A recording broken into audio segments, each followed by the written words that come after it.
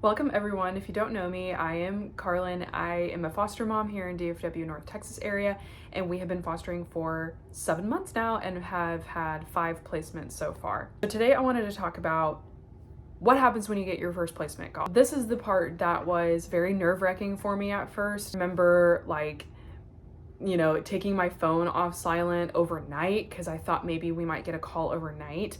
And I was expecting it to call, right away. I've just been kind of basing it off of stories that I have heard from my friends and people around us that have fostered as well. It did not all happen the way that I expected it to happen. You get licensed.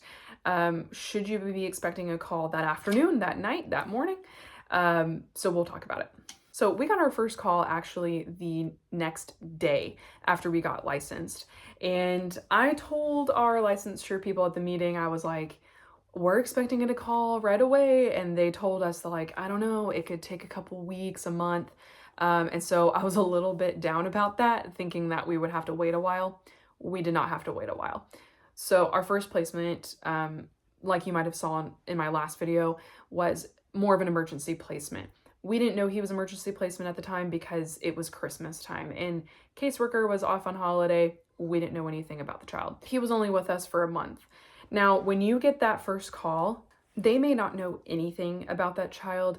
Most of the time, from my experience, what they do know is what county that child is from, the reason for removal, their birth date. Sometimes they will know their birth date, and how old they are. A lot of times I will ask my questions, which what we'll get into, and have them get back with me so that I can learn a little bit more about the case. That has been the best plan of action. I mean, after having 5 placements in our home, I feel like I have a little bit of experience with getting calls. We have said no to calls before, so we've gotten more calls than that. But generally, I kind of know the drill at this point. So the list of questions, what should you ask them when you get that call? Now, the first 1, 2, or 3 calls that you're going to get, you're going to be nervous. I remember my heart was racing a little bit. I was giddy, excited, nervous, kind of scared, because there's a lot of pressure. I mean, you say yes or no. If you say yes, your life is about to change. And now all of a sudden you need to kick it into gear of expecting a child in your home. So here's some of the things that I ask. What county are they from?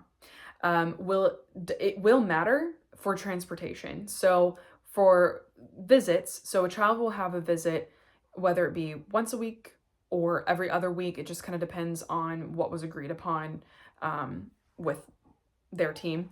So for visitation, this will matter what county they're from.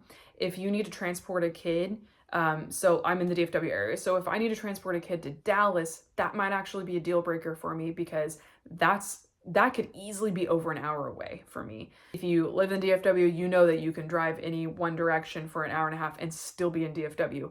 I always make a radius for myself. I'm willing to drive up to an hour, ideally under an hour. So that would be like Fort Worth for me.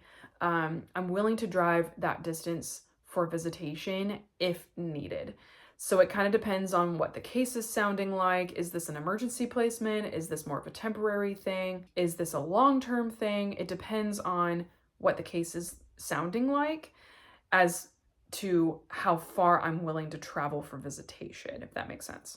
Another question to ask is, what is the permanency plan for this child? Which kind of ties into that question as well. So what is the permanency plan?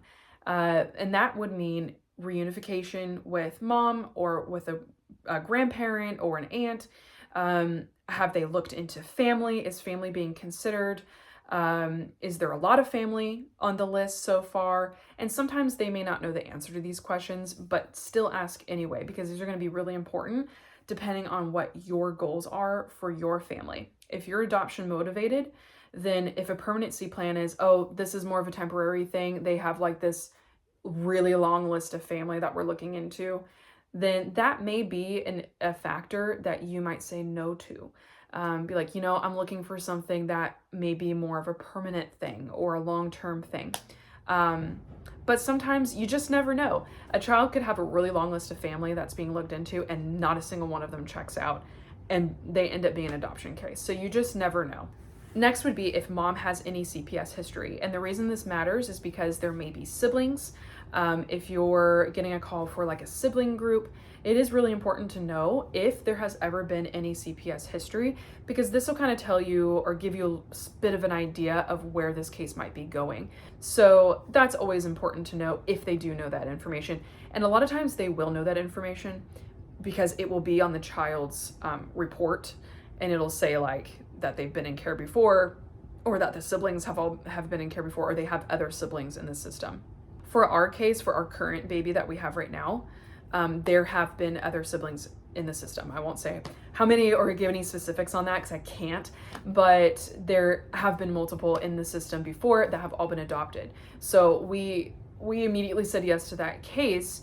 I didn't even talk to my husband, which he was totally okay with, because since our goal is adoption, we saw an opportunity to have more of a permanent plan in our place in the future if it came to that. So another question that tends to get overlooked is what sizes do they wear?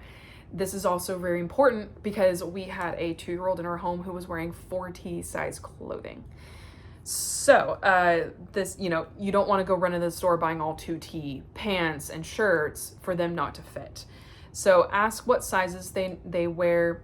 Chances are, if they don't know, they will get back with you on that. Like I said, don't worry about running to the store real quick because they will come with something. There have been cases where the kids come with absolutely nothing, just the clothes on their back. One of our cases, all of his clothes were not great. And so I actually redressed him in the clothes that he came with the next day, and then we went to the store. So you can definitely do that as well. The next question would be reason for removal. Now, majority of the time, it depends on the area that you live in. In our area, the most common reason for removal is drug use. So that is the most common reason for removal. The reason why this is important to ask is just you want to know what the child has been exposed to, what kind of history you will need to relay to the doctors when you go for your 3-day visit. And it also tells you a little bit about how the case is going to go. So a lot of these questions are relating to that. How is this case going to go? What is going to be the rulings? What has the child been exposed to? And so on. And lastly, I'll touch on saying no to a placement call. Now, this can be very, very heart-wrenching because if you're anything like me, you want to say yes to every child that you get a call for, but it's just not practical to say yes to every placement. It depends on what your goals are. If you're an adoption-motivated family, I do recommend that you limit the number of placements that you agree to that are emergency placements or short-term placements. Now, if that's all that you want and you want to take that risk on emergency placements and that's it, go for it. Who am I to tell you what you should and shouldn't say yes to? But for our case scenario and our experience, I limit the number of emergency placements that we say yes to, just because it doesn't completely fit our goals. Now, you never know. You could get an emergency placement and it end up in an adoption. You just never know. That could always be a possibility. But generally speaking, that's been my experience. Another reason you might say no is the county that they lived in. Like I said earlier, it may be too far for transportation, things like that. Another reason to say no is that they don't quite fit within your age range that you're looking for. I know that we've said no to a placement for a 2-year-old that was just about to be 3 like that week. It was just a little bit older than what we were looking for at the time. Of course, we did say yes to a placement that was almost 3 a little bit later after that. So, at the time we thought, I just don't think we are looking for something like that. And then we changed our mind and said, this case sounds appropriate for us. So that's all that I had for today. If there's any questions, please feel free to comment down below, and any subjects that you would want me to touch on. Make sure to like, subscribe for future videos. This is definitely not the only video that I'm going to be posting on these subjects, and my baby is crying, so I'm going to go take care of him. But thanks for watching. Bye.